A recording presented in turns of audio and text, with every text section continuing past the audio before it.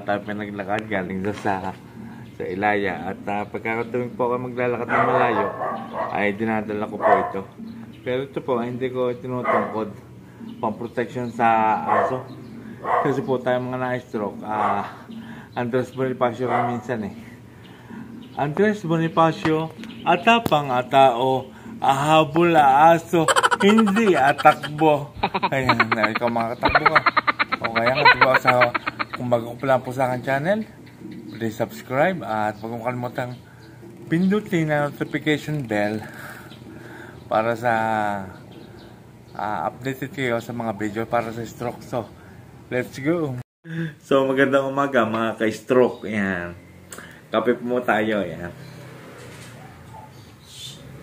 Kanina, naglakad ako din sa labas. So, nakita nyo aking lakad. Ano, di ba mga ka-stroke? Nakakalakad ako pero nakita nyo naman not perfectly 100%. Ayan. At saka yung kamay, minsan may pagdaan na lumiliko siya pagka yung sobrang na-excite ka. Ayan. So, gano'n ang aking lakad. Kape po tayo. Wait lang.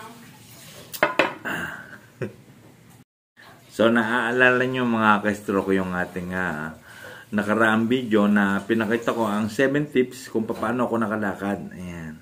So, ngayon naman, ang tatalakayin naman natin ay bakit ba talaga ako nakalakad nga na hindi ko naman pakikita ngayon. Ang exercise na ginamit ko talaga ay yung sa basahan. Nagpupunas ako ng basahan gamit ang paa. Yung po napakabilis na talagang nagpapagaan ng paa. Yung mahinang bahagi ng iyong paa na apektado, yun ang gagamitin mong pampunas sa basahan. Yan.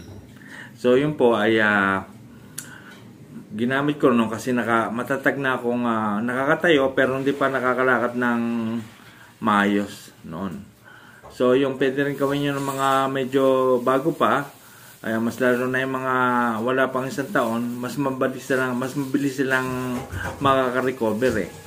So, yun po, kung gagawin nyo, dapat may alalay din sa likod o kaya malapit kayo sa pader na nakahawak sa pader para hindi kayo matumba. For safety.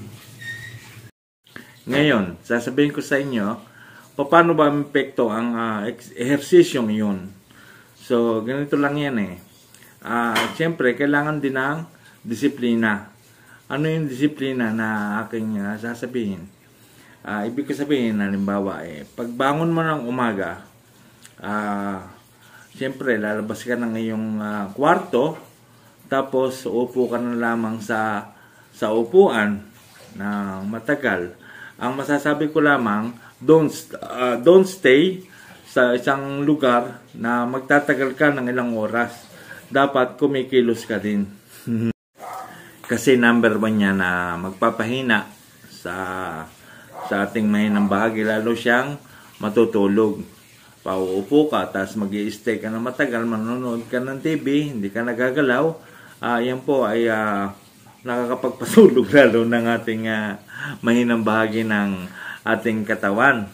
At pangalawa, ay kailangan meron kang daily routine na sinusunod.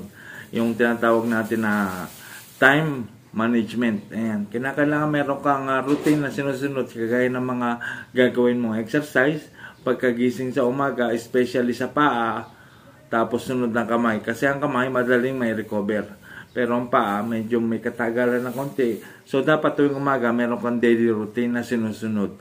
At dapat yan ay paninindigan mo para kung talagang ikaw ay porsigidong gumaling, ay mangyayari yan. Kung tuwing umaga ay nag-ehersisyo ka, pero may sinusunod kang daily routine.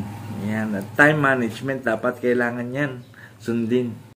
Pangatlo, kung ikaw naman medyo malakas na at nakakatayo ka na, at nakakalakad ka na ng paunti-unti, ay kung meron kang halimbawa kukunin na bagay o may dadaling kang bagay na gamit mo, ay wag mo nang iuutos.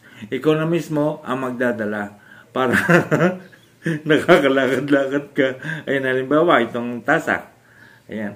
Pagkainom, iwanan na lang dito sa lamesa o kaya pautos mo sa iyong kasama rin sa bahay. Mas maganda kung ikaw na mismo magdala sa lababo o kaya halimbawa yung cellphone na iwan mo sa iyong kama. Tapos iuutos mo pa. Kung kayang-kaya mo naman kunin, ikaw na ang kumuha. At yan idagdag, exercise din. Pag nagawa nyo po yan, siguradong may igagaan ang inyong mahinang bahagi ng parte ng inyong katawan. Ayan, yung time management na daily routine. Tapos yung kung may gagawin ka, wag mo nang iutos at wag ka magtatagal sa isang lugar o sa upuan o sa pirmi kang nakahiga. Ayan, pag nagawa mo yan, ay gagaan talaga ng iyong mahinang bahagi ng katawan. So ako nga, nakakalakad na, pero gumagamit pa rin ako ng tungkod, ayan, ng cane. Pero ginagamit ko lamang yon pagka medyo nasa karamihan ng tao at nasa malayong lugar. Ayan, katulad ng mga maraming tao, tapos magkakasagihan, dahil sinabi ko noong una sa inyo, ang na-stroke po ay madali nang matumba. So, kaya nga pag tuwing umaga, mahalaga talaga yung nag-exercise ka.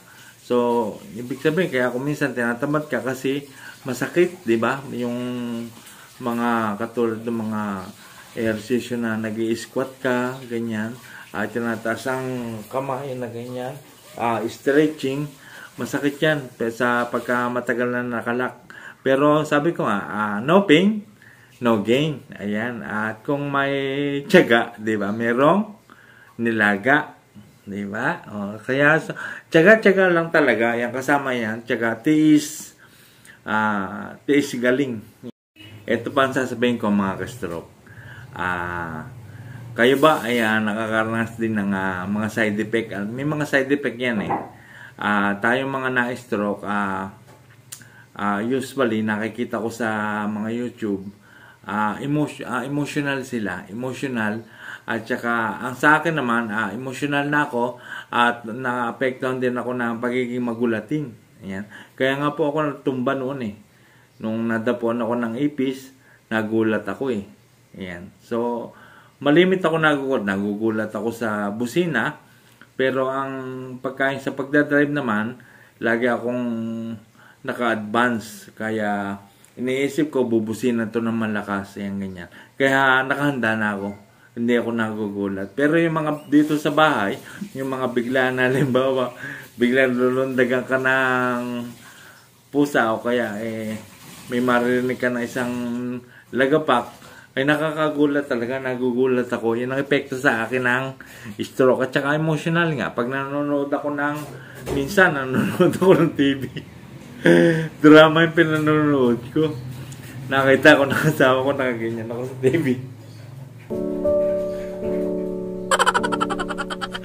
Umiiyak ako doon sa drama Napaka-emotional, no? Lahat siguro tayo mga na-stroke, ganun talaga Kasi nga, yung nandun yung ano nga nangyari sa iyo, tapos makikita mo pa na may makikita ka pang related sa nangyari sa iyo,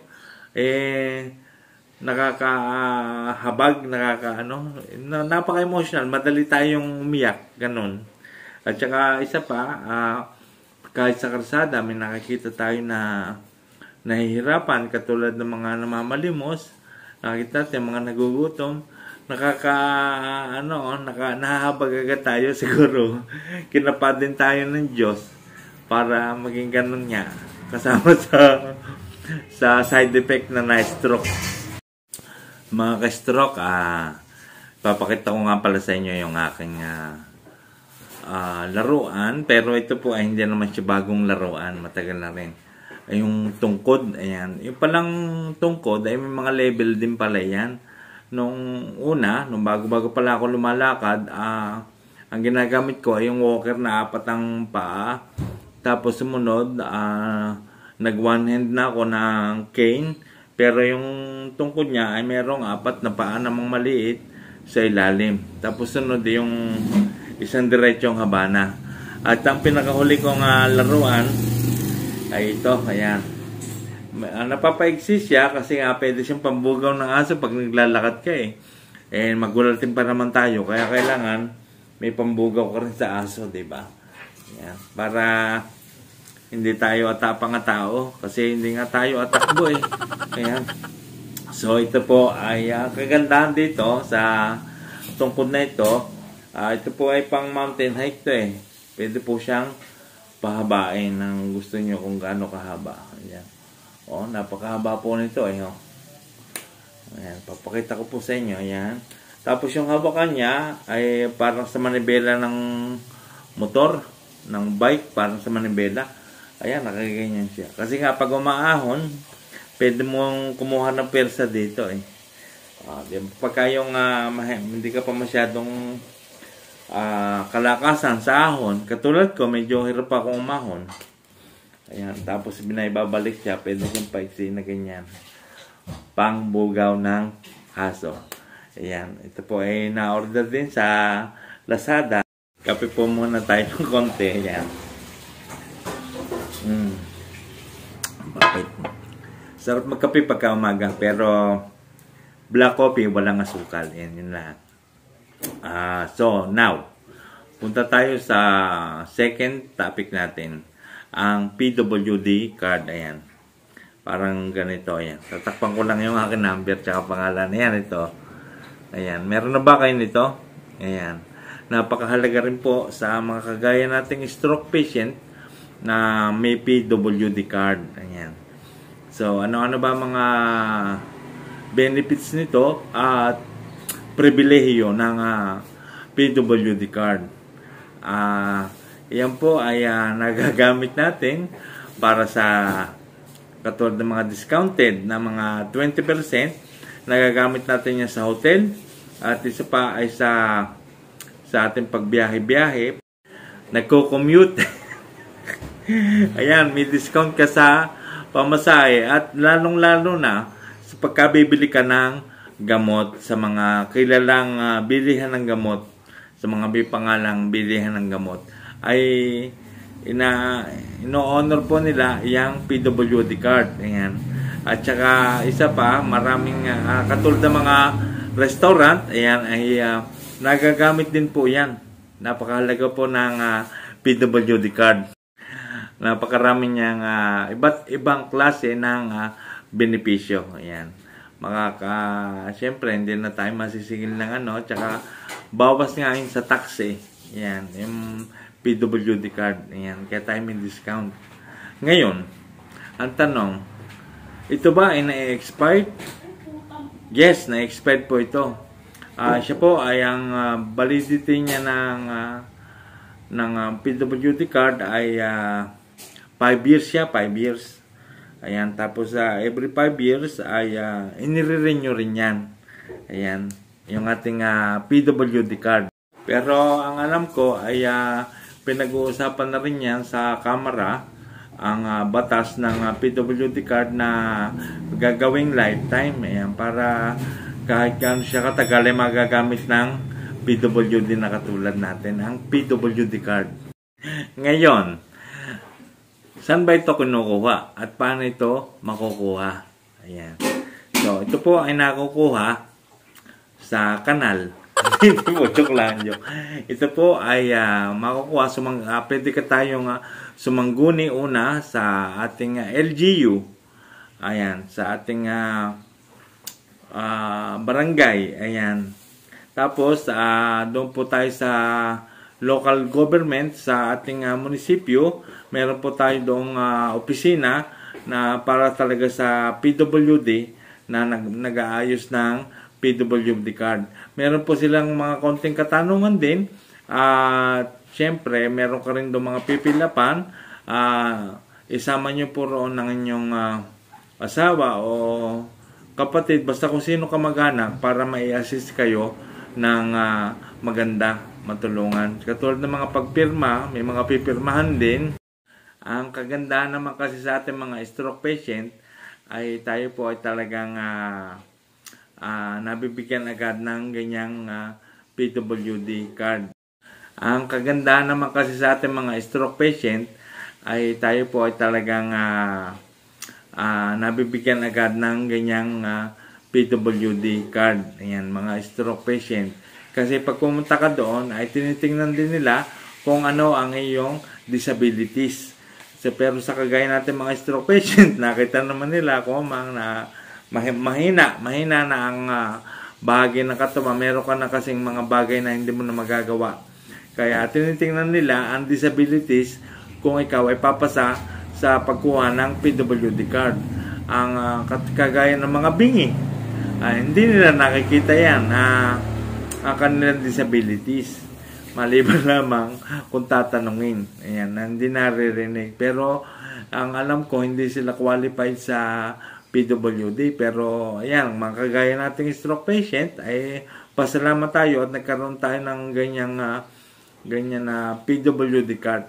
Napakahalaga po ng PWD card sa pagbili ng gamot. Ayan.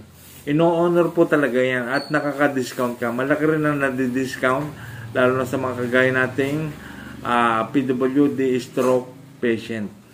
Kaya naman ito ang aking ay napakapogi. Ang aking PWD card ay hindi ko pinababayaan na expired siya ng matagal. Lagi tayong may ganito. Yan. So kasi nga nagagamit ko at kahit saan lugar magagamit mo yan. Hindi ako eksperto sa pagdating sa ganyan. Ang inano ko lamang ay yung mga na-experience ko rin sa PWD card. Ayan. So, napakaganda. Ayan. So, kaya naman lagi kong sinasabi sa inyo na mga ka-stroke ay laksan lagi natin ng loob. Magpakatatag tayo kasi tayo ay buhay pa. Talaga naman may pag-asa pa eh. Ako nga inihalimbawa ko na lamang yung aking sarili na ako po ay nakasurvive dahil din sa aking pagiging matatag at sa pagkapit sa itaas sa Diyos, sa aking paniniwala pati na ako ay gagaling. At kahit na ako ay lumampas ng 6 na buwan sa pagkaka-stroke ng pagka-recover, ay ito pa rin ako nakatayo at nakakalakad at nagagamit ko ng maayos ang aking kamay. So sana ganun din kayo mga kapatid. Tatagan natin ang ating loob. Laksan natin ang loob. Magpakatatag tayo. Kaya maniwala tayo sa Diyos.